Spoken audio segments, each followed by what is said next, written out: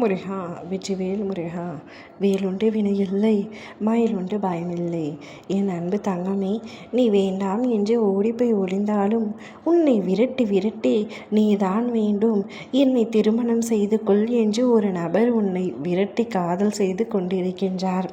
அவர் மீது உனக்கு சற்று ஆசை இருந்தாலும், அன்பு இருந்தாலும், ஆனால் அவர் வேண்டாம் என்ற மனதில் உறுதியாக இருக்கின்றாய். அதற்கு காரணம் உன் குடும்பமாக இருக்கலாம், யாராக வேண்டுமானாலும் இருக்கலாம். ஆனால் அவர் வேண்டாம், என்னுடைய வாழ்க்கைக்கு அவர் பொருத்தமானவர் அல்ல என்று உறுதியோடு நீ இருக்கின்றாய்.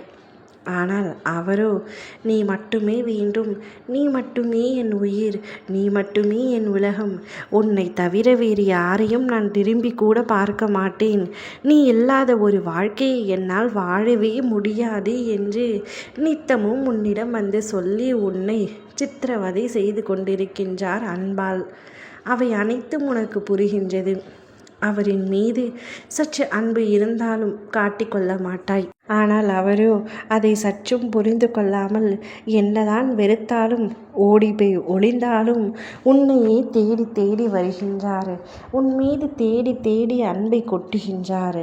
அப்படி அன்பை கொட்டி தீர்ப்பதினால் எங்கே உன் மனம் மாறிவிடுமோ என்ற பயம் உனக்கே வருகின்றது. என் தங்கமே, உன்னுடைய வாழ்க்கையை தேர்ந்தெடுக்கும் தகுதி இப்பொழுது உன்னிடத்தில் இருக்கின்றது. குழப்பத்தை விடு. ஒரு பாதையை நீ தேர்ந்தெடுத்து பயணிக்கும் பொழுது பயணிக்க வேண்டியது முக்கியம். பயணத்தின் முடிவை பற்றி யோசித்து கவலைப்பட்டு கொண்டே பயணித்தால் கிடைக்கும் நல்ல அனுபவங்களையும் இழந்து விடுவாய்.